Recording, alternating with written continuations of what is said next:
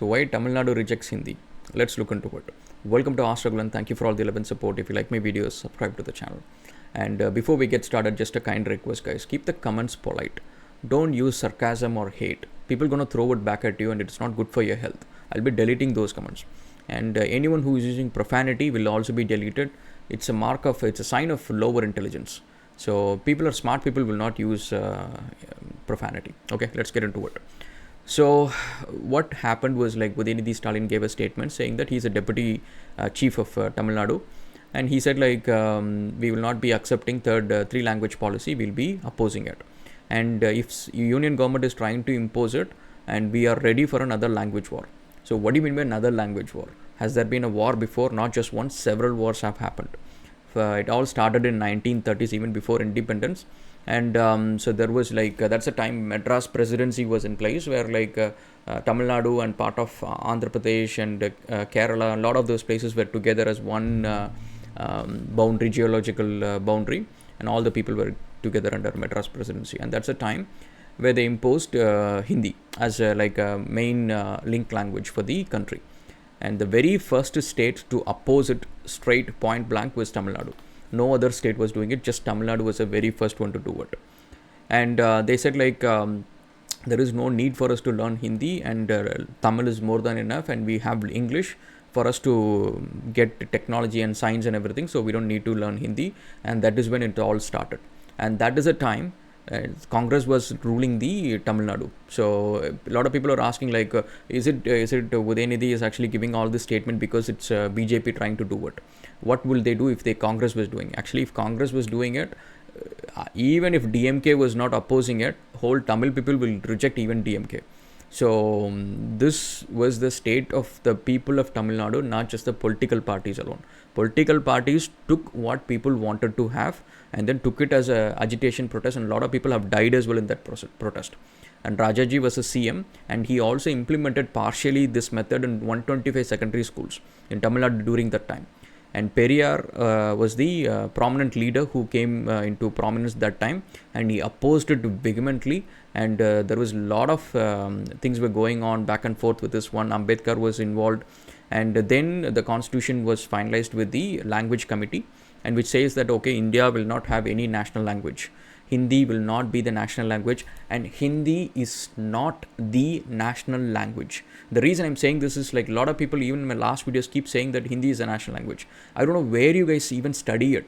Do you guys study from a textbook or something? I don't know why so many people are saying it.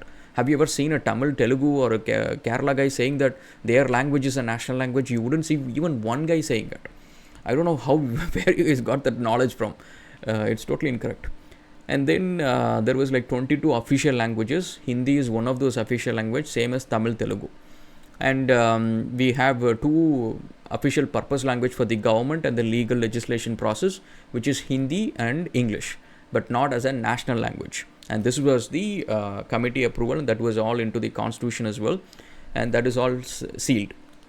Then again a protest happened in 1945, and then again 1960s, and 1960s was a huge protest where people even died during those protests. A lot of people have got injured and died, and in Tamil Nadu it was a very bloody mess. And that is when the time people said, like, all the national parties just pack up and go. And that was the last time Congress were inside the assembly, probably. After that, there will be only one guy. One or two guys will be from Congress will be there. Even then, they will not be able to win any constituency alone. They will always be with either DMK or ADMK.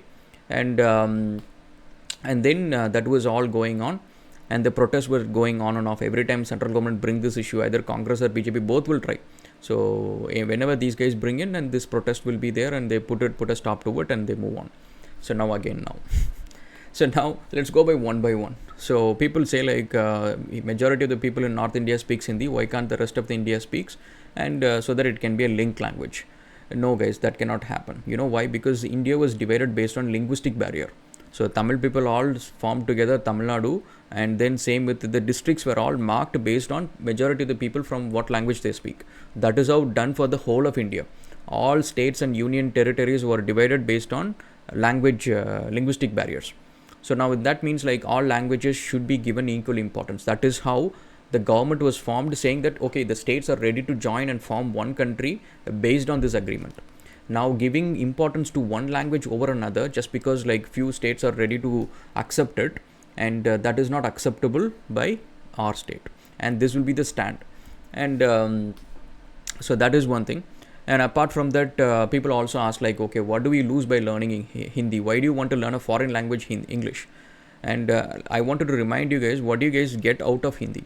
Do you have any literature apart from Bollywood music? Do you have any other literature or anything in Hindi? And do you have any science, technology? Everything that you learn today in any school in across India, it's all in English. So you might translate it in another language, but still it is coming from English. If the translator doesn't know English, you have zero knowledge right now. And you might say like, okay, ancient India had so many things. Out of all those so many things, what you have right now that is you're using? People say that we had Vimana before in olden text of India. We have Vimana. Like, are you traveling from Delhi to Sydney or Bangkok through Vimana? You are actually using Boeing 737, which is an Rolls-Royce engine. You're not actually using any Indian technology in any of the aircrafts. So those are all pseudoscience. Those things can actually fool entire North India, but we cannot be fooled by those things, And everything that you study today, your medical science, your prescriptions for your medicine, drugs, and your science, engineering, your say aviation, you name it, almost like literally every technology that you use, every science and engineering products that you use and service that you use, even the most part of revenue that India earns through services, we have a huge IT and ITS services, and all of those things runs based on English, not on any other language. Maybe Python, C# and all of those other things, but not in any other local languages. Anyway, that's being said. And people also ask like, what are you going to lose by learning Hindi? It's just another language. It's going to give you more access to more things, right? And no, guys, actually you will lose. So Tamil Nadu was the very first state to oppose it, and Bihar was the very first state to accept Hindi. Now you see where those both states are actually standing right now. Yesterday there was a video that Biharis were actually going full-fledged rampaging on a train and a railway station and all. And those things, will never happen. So, and in down south, it's like unnecessarily, at least if there is a protest and people are angry or something, not just bored, okay, let's go and smash a train. No, pour some water on someone who's on a train. No, those things will never happen. And then like, what are you going to lose by learning Hindi? I'll tell you a list of languages that we already lost.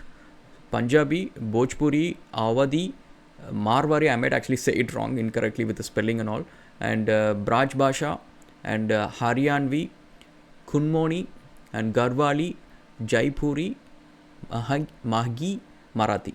So I would say like, I didn't say like all these languages have gone extinct or something, but still they are on the declining phase, and they are not going to come back again. I'll tell you why this happened. During 1992, almost all Tamil Nadu were actually watching Doordarshan. So cricket matches were there, and Hindi might be the commentary or English might be sometimes. And we were watching Chandrakanta, we were watching Mahabharatam, Ramayanam, and almost everything that we see, Malgudi days, everything that we see, it is all in Hindi. We were seeing all that soap operas, we'll seeing movies, Hindi movies, Ek Se Band Kare, and a lot of those things. We were watching all Hindi stuff. And that is the time what happened is like Tamil Nadu has got Tamil channels, Sun TV and Raj TV and all, and people started switching over and they started watching all Tamil serials and Hindi serials.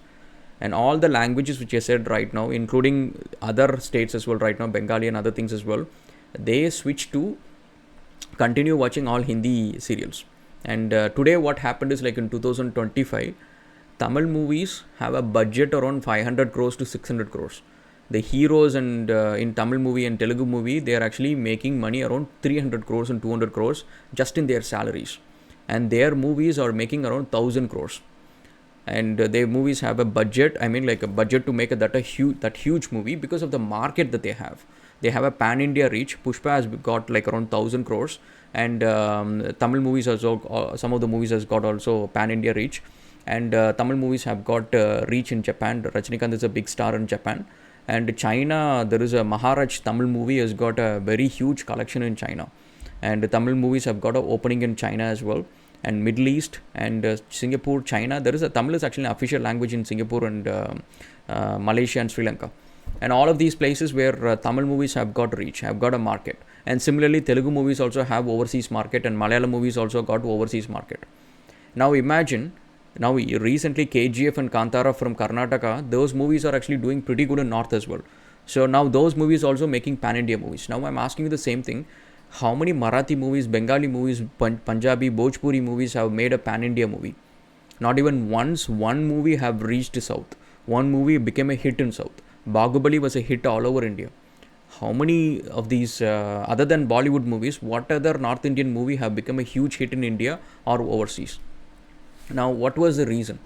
So one thing is, like in recent times in Marathi, there was a shortage for people who are like very good being a lyricist or a dialogue writers or poets. Now that's one little thing is actually a very harsh reality that people should wake up. And I think the Maharashtra government is trying to fix it right now. They're trying to impose Marathi as their official language, which is really good thing. But it's too late, unfortunately.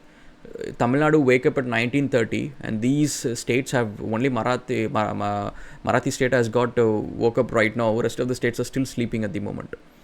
So now what is going to happen is, like, once the art form dies, the language will die. You will not be able to bring back the language where it was before, because the art form is what carries the language with you. So when there is no strong lyric writers and dialogue writers and lyricists and stuff, you will not be able to listen to Marathi songs because it doesn't have the depth of that language. And once the depth is lost in the art form, the language depth is lost in the art form, the language dies. The language will start declining. And then people say, like, okay, why do I have to watch a Marathi movie when there is a better, I know Hindi, I can watch a better Hollywood movie and Bollywood movie. What is the point of me watching Marathi movie? And that is what happened. And so yeah, guys, and I think I've gone a bit over my time. So that's basically reason. So a lot of people have a lot of typical questions. I'm happy to take it and probably do another video.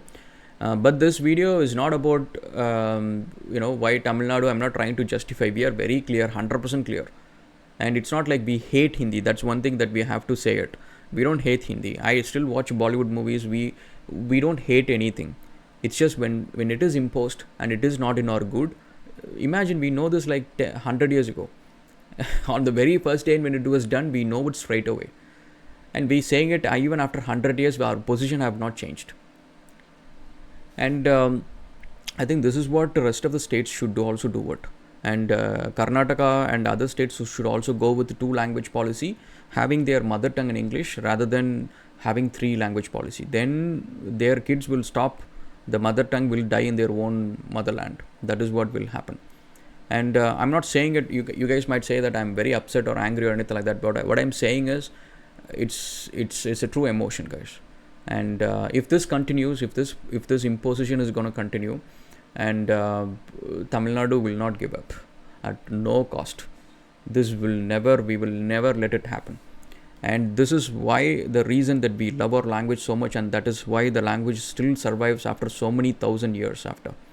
And if other state people, if you are watching me, like either you could be Assamese or Marathi or Bengali, whatever it could be, if you guys really love your mother tongue, be like us, because your kids will not be same as my kids. My kids already speaks. They're in Australia. They speak Tamil very well. They speak Tamil very well. They watch Tamil movies, songs. They'll do all that. There is neighbors up here. They are from different states. Their kids don't. That's it. The language dies with them. Think about it, guys. Okay, we'll catch up again in another video. Thank you so much and cheers.